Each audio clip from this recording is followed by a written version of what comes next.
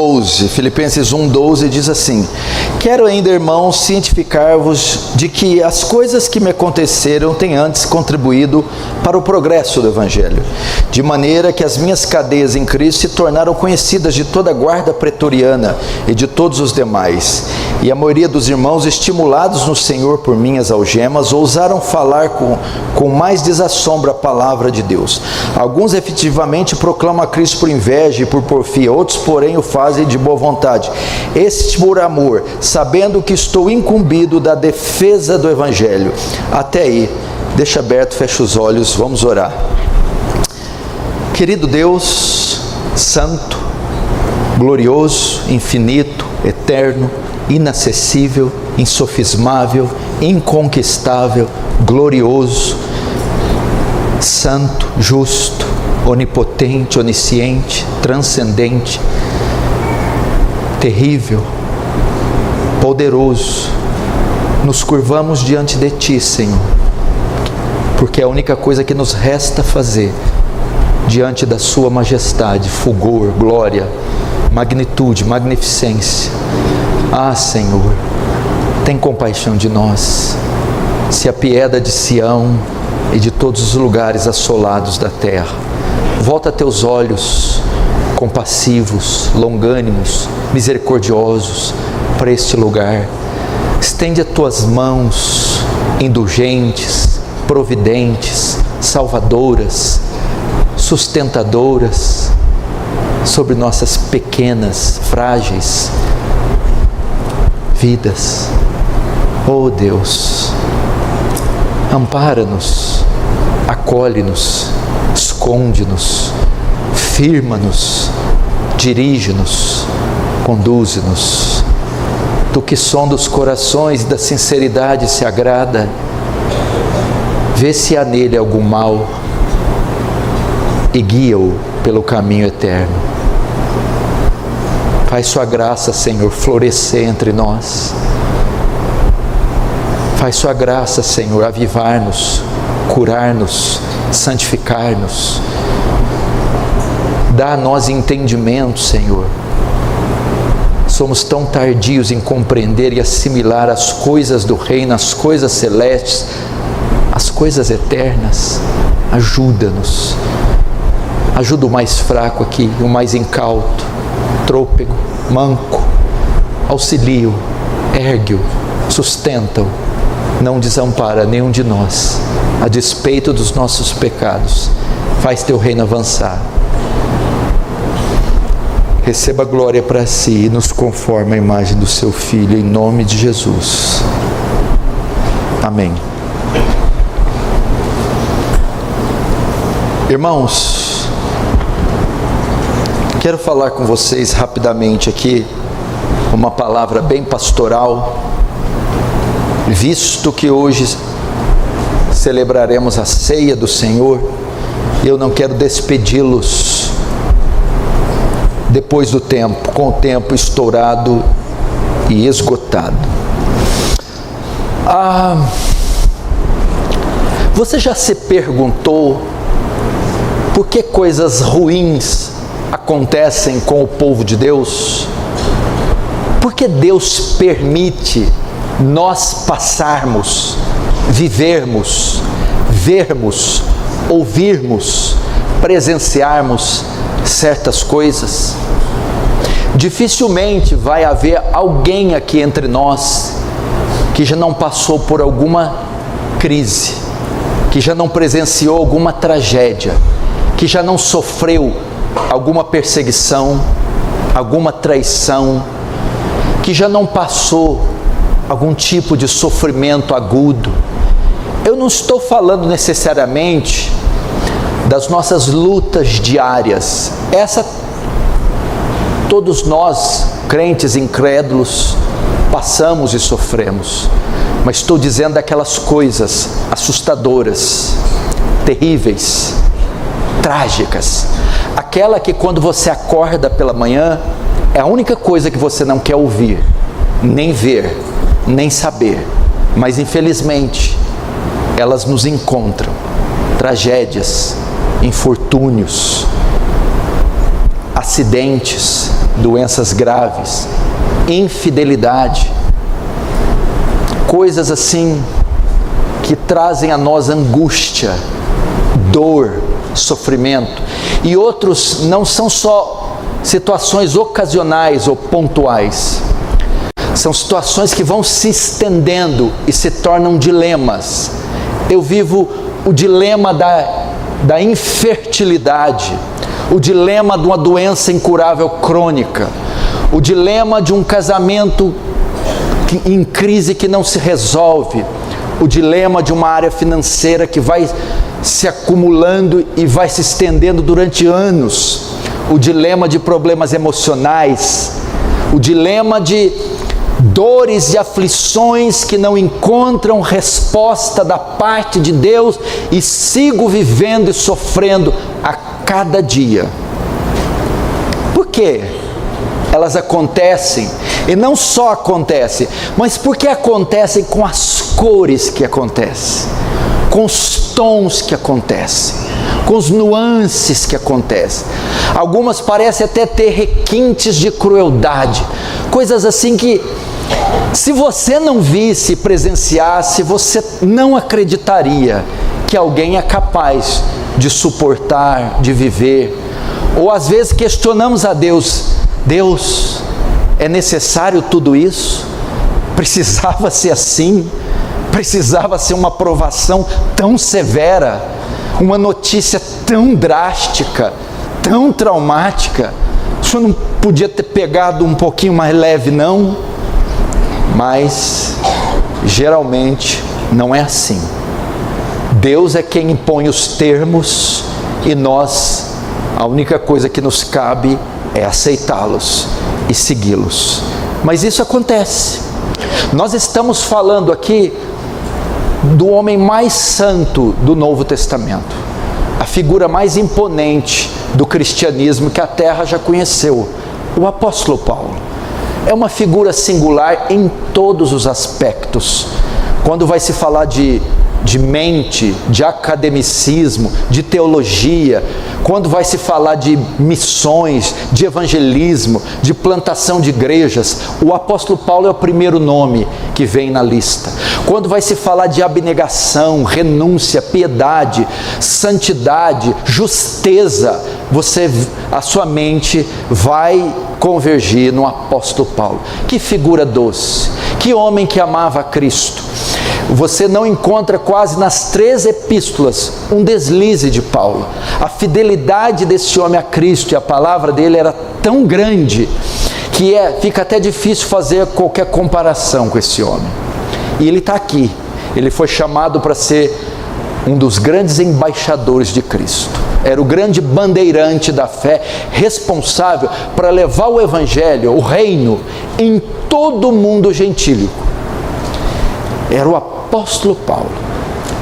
Mas de repente, esse apóstolo, que já passou e havia passado por várias aflições, situações, estava com planos de expandir o reino de Deus, cheio de esperança, de projetos, de planos, de expectativa.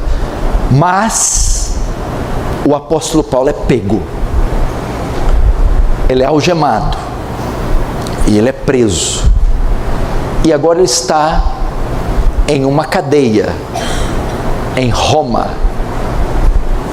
preso com 2 soldados, um de cada lado, que fazem turno e retorno, de modo que ele não fica nem um minuto sequer sem estar acorrentado ou vigiado por um guarda romano. Todos os planos de Paulo pareciam estar frustrados. Ele perdeu a sua liberdade, ele não pode mais viajar, ele perdeu a sua privacidade, ele está encarcerado. Como pode Deus permitir uma coisa dessas para um homem tão fiel como esse? Não só fiel, era um homem que estava a serviço de Deus, trabalhando para Deus. E agora ele está impedido de continuar o seu trabalho. Está longe de família, longe de amigos, longe da igreja, com todos os seus direitos retirados e caçados. E ele vai dizer aqui: quero ainda cientificar-vos que as coisas que me aconteceram. Ele fala isso. Lá da cadeia, da prisão, ele vai escrever à igreja que está em Filipos, aos cristãos de lá. Porque ele vai prestar contas, porque todos eles estão aflitos. A igreja está chocada com a notícia. Paulo foi pego. Paulo foi preso. Os planos foram todos adiados, a missão foi interceptada. Ele está preso. A igreja entra em pânico. Fala, o evangelho fracassou, a expansão do reino fracassou. Pegaram o nosso principal filho, o nosso grande expoente, o nosso grande arauto, e ele está preso. E ele vai escrever para prestar contas a eles, e para acalmá-los. E de tantas coisas que ele escreve, ele então explica por que pessoas santas, pessoas justas, pessoas fiéis, pessoas que estão a serviço de Deus, sofrem, passam por provações, contemplam tragédias, sofrem humilhações, privações, dessa forma.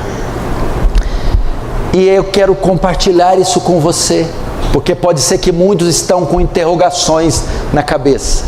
Por que eu casei com esse homem que só me faz sofrer?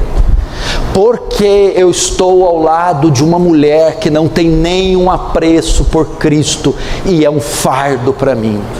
Por que eu orei, criei, cuidei dos meus filhos e eles estão me deixando e seguindo este mundo de uma forma cruel, malvada, fria e calculista? Por que eu não consigo ter uma vida financeira digna e sou uma vergonha para os familiares da minha mulher ou para os familiares meus próprios familiares e para a sociedade presente? Por que essas coisas acontecem? Por quê? O texto diz: quero ainda, irmãos, cientificar-vos que as coisas que me aconteceram. Pega essa frase. Imagine que alguém está voltando de uma estrada e sofre um acidente em alta velocidade, um capotamento. O carro está cheio de crianças, o marido está ao volante, é uma família cristã, mas aconteceu isso. O texto sugere que coisas acontecem conosco. Coisas acontecem conosco, tragédias acontecem conosco, tribulações vêm até nós. Qualquer dia você que vai estar aqui dizendo: aconteceu comigo, aconteceu lá em casa, aconteceu nos exames, aconteceu na minha família, aconteceu comigo. Paulo agora é a vítima. Aconteceu comigo, Filipenses. Fui pego, fui encarcerado, fui acometido de um mal. Essas coisas acontecem. E você está aí dizendo: comigo também. 3 anos atrás, quando eu fui mexer no celular dela, eu vi aquilo que eu temia, aconteceu comigo. Quando eu cheguei no quarto do menino para arrumar as gavetas e abri a gaveta, eu vi um objeto lá que eu não esperava ver, aconteceu comigo. Quando eu fui fazer um exame de rotina para ver uma situação, o exame detectou outra situação grave. Aconteceu comigo. Por que acontece? Comigo, o nódulo, o câncer, com meu filho, Com meu filho, não. Com meu casamento. As coisas que me aconteceram, acontecem. Por quê? Veja só, vocês vão entender. Eu vou tentar dizer. Veja só. O apóstolo Paulo foi separado para pregar o evangelho, ok? E fez isso como ninguém. Pedro foi separado para ser apóstolo dos judeus. O grande ofício de Pedro é levar o evangelho aos judeus, aos da circuncisão. Então a região de Pedro era menor, ficava ali nos limites da Palestina, na Judéia. O apóstolo Paulo foi chamado apóstolo dos gentios. Então, o desejo de Paulo é pregar o evangelho no mundo inteiro. E na época, quem era a nação, ou qual era o regime que predominava? Era o Império Romano, que dominava o mundo inteiro, ou tinha a maior parte dos territórios sob o seu domínio. E a sede do Império Romano era Roma. E Paulo tinha desejo de expandir o evangelho, e ele queria pregar o evangelho no coração do império. Mas aqui, até na altura desse tempo, o cristianismo já estava se espalhando e já representava uma ameaça, visto o que aconteceu com Pôncio Pilatos e Herodes por causa de Jesus. O tumulto do ministério de Jesus, morte e ressurreição, já abalou muito o império e trouxe muita dor de cabeça para César. Então já via o cristianismo como uma ameaça, de forma que era impossível Paulo entrar em Roma, porque se ele conseguisse entrar, tudo saía e entrava a partir de Roma, e ele conseguiria, se pregasse na capital, fazer com que o evangelho se espalhasse ainda mais. E não tinha jeito. Seria muito difícil um homem como Paulo entrar em Roma. Agora vejam só. Quando Paulo é preso, e ele passa por Félix, Festo e Agripa, Paulo ele adquiriu a sua cidadania romana, ok? E quando eles vão julgar, Paulo apela para César, ok? O que é apelar para César? Eu quero um julgamento romano. Então, através da sua prisão, Paulo é condenado e é enviado para Roma para ser julgado lá. E o texto diz aqui que eu quero cientificar que as coisas que me aconteceram, lembra que eu falei das coisas? Eu fiz um drama, as coisas terríveis, dor, morte, infidelidade, traição, as coisas que aconteceram. E com Paulo, as coisas que me aconteceram, o quê? As algemas, o julgamento, a prisão,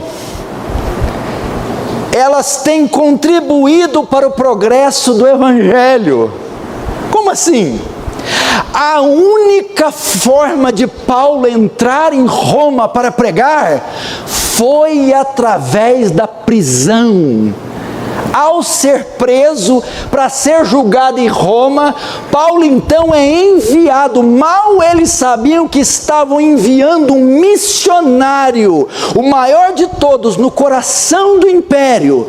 Então veja só, finalmente Paulo conseguiu o que ele queria, entrar em Roma. E qual foi o meio que Deus encontrou para fazer isso? As coisas que me aconteceram. As prisões. Foi as prisões.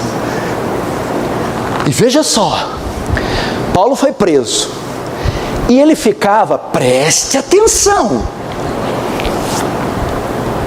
vigiado por 2 sentinelas, alguns falam 4 até 8 por causa dos turnos e retornos, uma à mão direita ou à esquerda.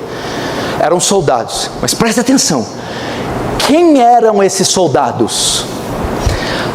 O texto diz que era a guarda pretoriana. Quem era a guarda pretoriana? Eram os soldados do próprio César, eram os soldados que assistiam no palácio do império, eram os soldados da guarda pessoal de César. Agora você imagina um soldado amarrado 12 horas com Paulo e outro que? 12 horas comigo? É muito tempo para eu evangelizar. Ele começou a evangelizar. E esses guardas começaram a se converter.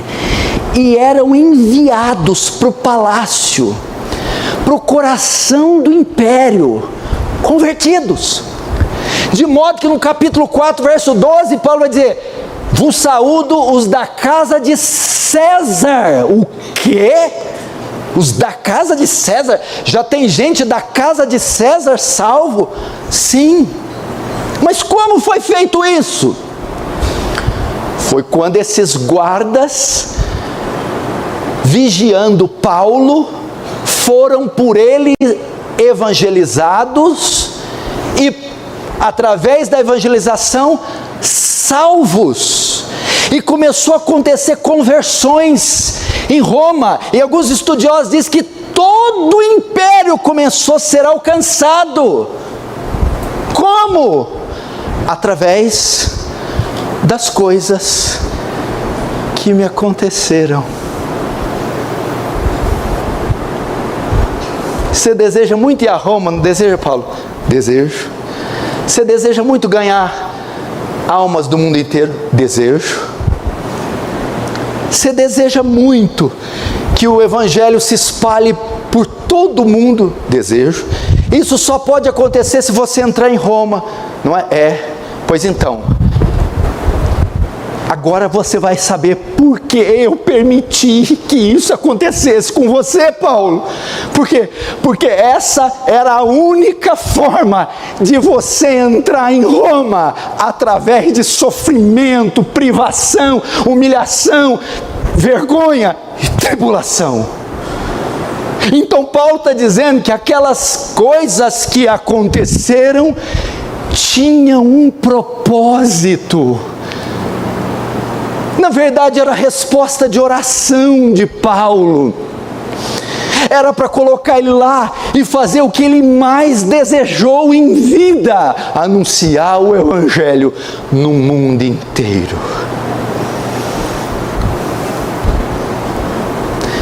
Jesus disse assim, João capítulo 13, se eu não me engano. Está tendo um ritual ali dos lava-pés com os discípulos. E Jesus está fazendo coisas que está constrangendo os discípulos. Ele tira as roupas, fica despido, pega a bacia com água, se ajoelha, põe uma toalha e começa a lavar os pés dos discípulos. E ele fala assim, o que faço agora não compreendereis, mas compreendereis. Algumas coisas nós não compreenderemos agora, mas chegará o dia que compreenderemos. Talvez quando esse homem recebeu a sentença, ele nem sabia se ia estar vivo, ele nem sabia se ia resistir à viagem de barco até Roma. Talvez ele por algum momento pudesse ficar com medo. Mas quando as coisas foram clareando, tomando forma, então ele foi entendendo. Esta é a palavra para você. As coisas que aconteceram com você, as coisas que sobrevieram sobre você, as coisas que você viu, as coisas que Deus permitiu você ouvir, as coisas que Deus permitiu você ver, os caminhos que você teve que passar para chegar até aqui, as coisas horrorosas, essas situações que aconteceram, têm contribuído para algum bem, para a sua alma, para a sua família, para o reino de Deus, mesmo que você ainda não entenda. isso que eu quero dizer a você. Por que eu peguei essa doença? Essas coisas te aconteceram para progresso do Evangelho, para a sua santificação, para a sua conversão, para a salvação da tua casa, para botar você de joelhos. Tem algum propósito nisso. Não se esqueça disso. A vida do cristão não é uma vida que está à deriva, não é a vida que obedece às forças e às leis cegas do acaso. Não! Está tudo dentro da agenda de Deus. Você precisa entender isso.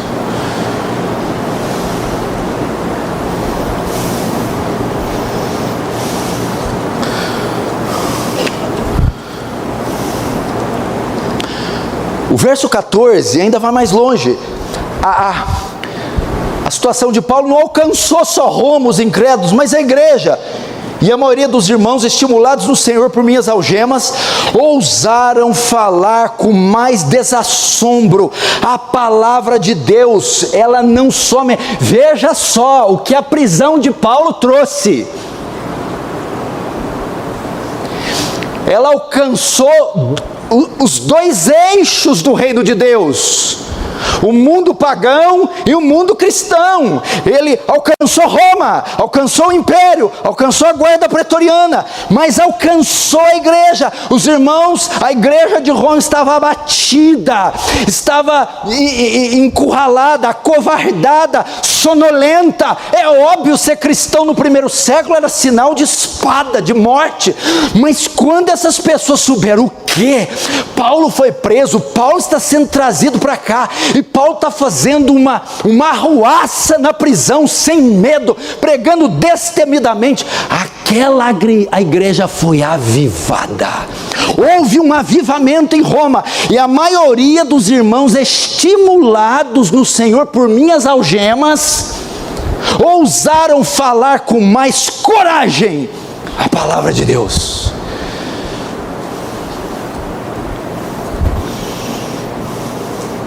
Vendo aquele homem preso por Cristo, acendeu-se um fogo em Roma. Agora, o que fez esse fogo, esse despertamento em Roma? As coisas que me aconteceram.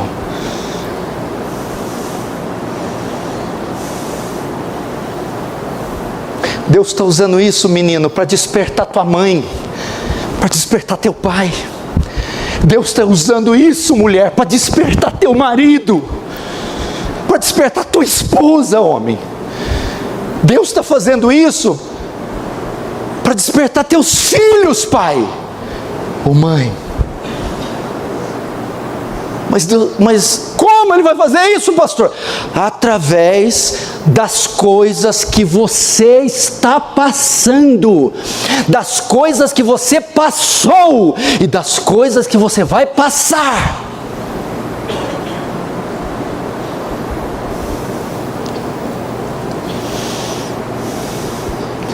A igreja se contagiou, se avivou, foi encorajada. Você entende? Todos nós aqui podemos testemunhar isso.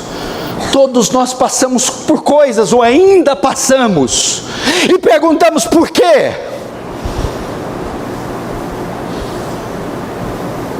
Porque essas coisas de alguma forma vão contribuir. Entenda, ele não entraria em Roma se não fosse pelas cadeias. Você precisa entender que talvez orações que você fez passem por isso que você está passando. Você precisa passar por isso para que alcance e chegue no caminho, no alvo que você traçou. Então não tem nada de errado. Esse é só o meio para chegar aonde você deve chegar, tem que chegar. E ouça, vai chegar. Qual que é o meio, pastor? As coisas que me aconteceram.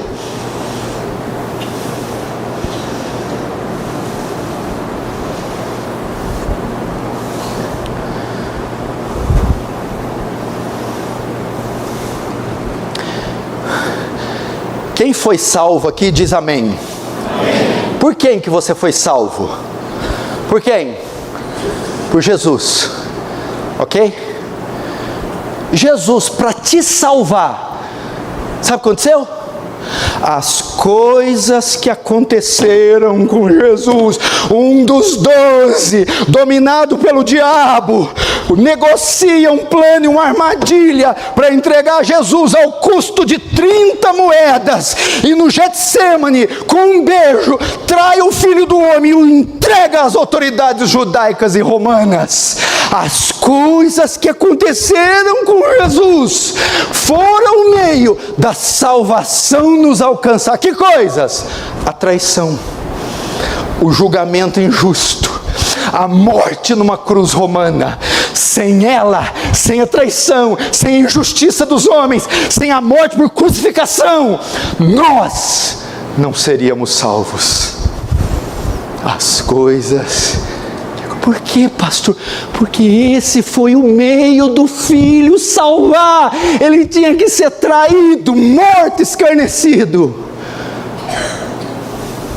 Mas as coisas que aconteceram a Jesus contribuíram para o progresso, a fundação do reino de Deus. Não existe nada errado com a agenda de Cristo. Está tudo sob o controle. O pai tinha 2 filhos. O mais moço pediu: dá-me parte da minha herança. Imagina se acordar com essa notícia. O pai está tranquilo. O pai serve a Deus, a mãe serve a Deus. Crentes fiéis, dizimistas fiéis, cria os filhos dentro da igreja. Aí um dia acorda o filho, a filha: dá parte da minha herança. Significa: eu não quero mais a sua igreja, não quero mais seu Deus, eu não quero mais sua Bíblia, eu não quero mais suas ordens. E foi. Por quê? As coisas que me aconteceram, meu filho desviou, tatuagem, drogas, prostituição, bebeu iniquidade. Mas para quê? Para que lá no chiqueiro, quantos trabalhadores do meu pai têm pão em abundância, e eu sou morrendo, padecendo de fome. Caindo em si, disse: voltarei para o meu pai e dir-lhe-ei: pai, trata-me ao menos como um dos seus empregados. Essa foi a forma que Deus encontrou de salvar o filho pródigo, fazendo beber o fel do mundo e morar entre os porcos, para que lá, meu irmão, na servidão do mundo e de Satanás, ele reconhecesse que Jesus é precioso, que é o caminho, a verdade e a vida. Então, as coisas que aconteceram àquele pai com o filho dele foram meio que Deus usou para trazê-lo para Cristo. Entendeu? Espera aí. O senhor está querendo dizer que o meu filho não ter convertido agora com 15, 17 anos, com as minhas orações, antes ter sido desviado e comido bolotas de porcos, isso está dentro da agenda de Deus? Sim. Isso pode ser um meio para Ele salvar eles? Sim.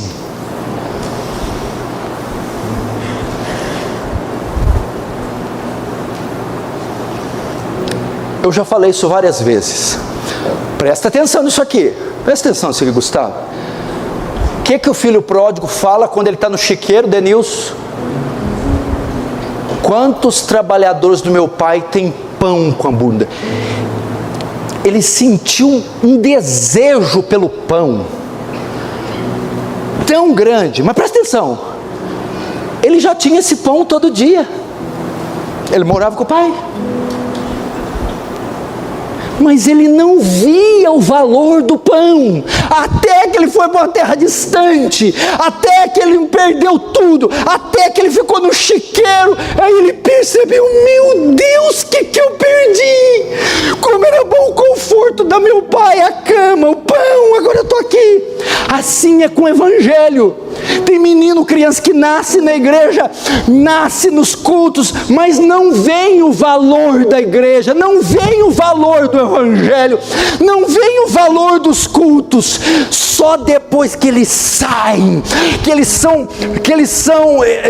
tomam a surra do diabo, do inferno, então eles vão entender: meu Deus, como meu pai estava certo, como era preciosa a igreja, como era tremenda a comunhão com os irmãos, como Jesus é tudo que eu preciso. Alguns meninos só verão o valor que o evangelho tem, só verão o quanto o cristão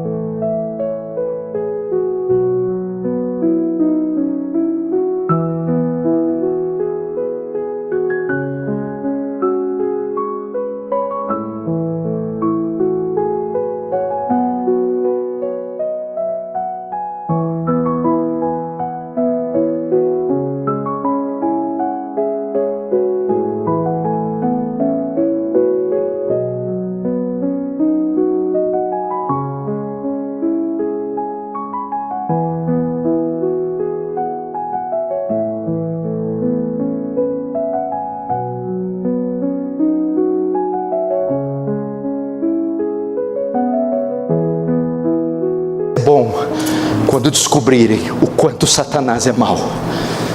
Só verão o quanto o evangelho satisfaz quando verem o quão vazio é o mundo. E foi isso. Estava todo dia com o pão lá no chiqueiro. Meu pai tinha razão, minha mãe tinha razão. Meu Deus, eu quero. Fique tranquilo, pai, você orou, você ensinou, descansa, descansa. O Senhor está na cola deles, está vendo cada um deles. Eles vão ter que passar por esses caminhos para eles aprender que só o Senhor é Deus, que só o Senhor é Deus.